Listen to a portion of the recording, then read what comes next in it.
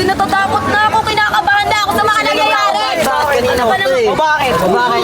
Bakit hindi? Bakit hindi?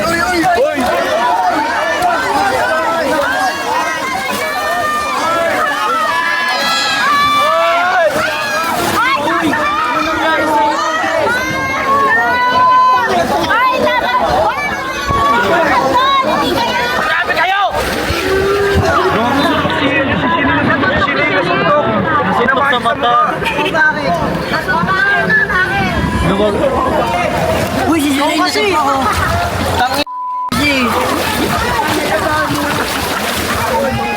Kasalanan mo to, pre. Boto. Pikon ka eh.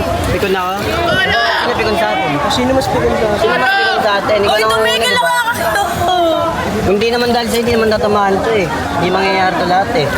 Sinong pikon? Di ba ikaw? O bakit? Ikaw din pikon. Kaya ano kung pikon ako, di ba? Uy, tama na Claren. Ano ba yan? Kasi ayaw naman kasi takpan yung dalawa.